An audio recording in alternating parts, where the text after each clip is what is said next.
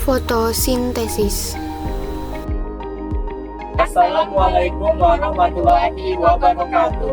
Kami dari kelompok 6A Biokimia 1 yang beranggotakan saya Rivaldo Alakmal, saya Irma Amelia, saya Nelly Yulianti. Pada video kali ini akan membahas tentang fotosintesis. Selamat menyaksikan.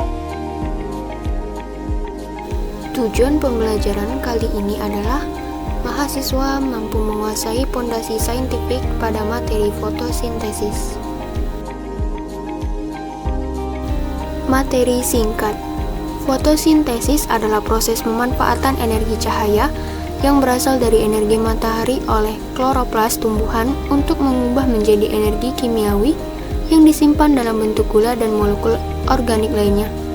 Tanaman sebagai organisme autotrof membuat molekul organik sendiri dari bahan mentahan organik yang diperoleh dari lingkungannya.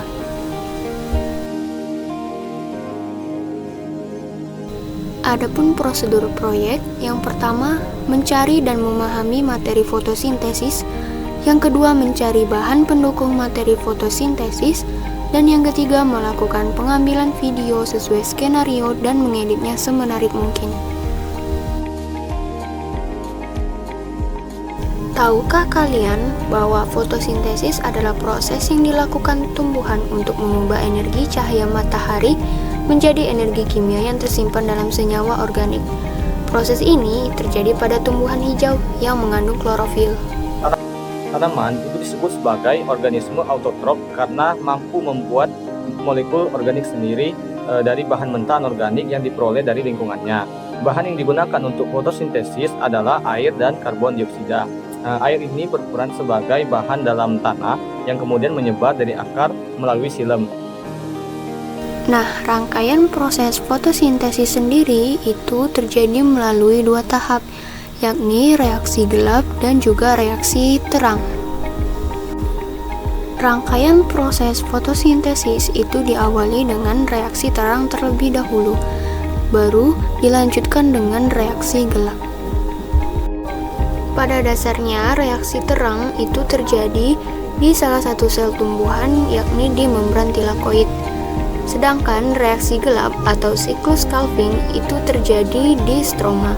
Nah, reaksi terang fotosintesis pada membran tilakoid adalah proses untuk menghasilkan ATP dan reduksi NADPH2. Nah, dalam reaksi terang, proses diawali dengan penangkapan foton oleh pigmen sebagai antena. Reaksi terang melibatkan dua fotosistem yang saling bekerja sama, yaitu fotosistem 1 dan fotosistem 2. Fotosistem 1 berisi pusat reaksi P700, yang artinya bahwa fotosistem ini optimal menyerap cahaya pada panjang gelombang 700 nanometer. Sedangkan fotosistem 2 berisi pusat reaksi P680 dan optimal menyerap cahaya pada panjang gelombang 680 nanometer. Setelah reaksi terang, selanjutnya ialah reaksi gelap atau siklus Calvin.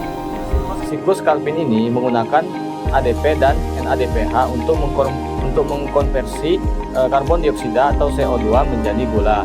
Siklus Calvin terjadi di stroma. Siklus Calvin sendiri itu terbagi menjadi 3 tahap. Yang pertama fiksasi karbon, yang kedua reduksi, dan yang ketiga regenerasi akseptor karbon dioksida.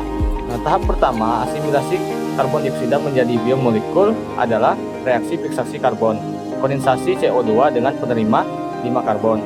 Nah, kemudian ribulosa 1,5 bifosfat untuk membentuk 2 molekul 3 fosfogliserat. Nah, pada tahap yang ketiga, 3 fosfogliserat itu direduksi menjadi triosa fosfat. Nah, secara keseluruhan 3 molekul karbon dioksida tersebut difiksasi ke 3 molekul ribosa 1,5 bifosfat untuk membentuk 6 molekul gliseraldehida 3 fosfat 18 karbon dalam kesetimbangan dengan dihidroksiaseton fosfat. Nah, pada tahap ketiga, 5 dari 6 molekul triosa fosfat dalam artian 15 karbon digunakan untuk meregenerasi 3 molekul ribulosa.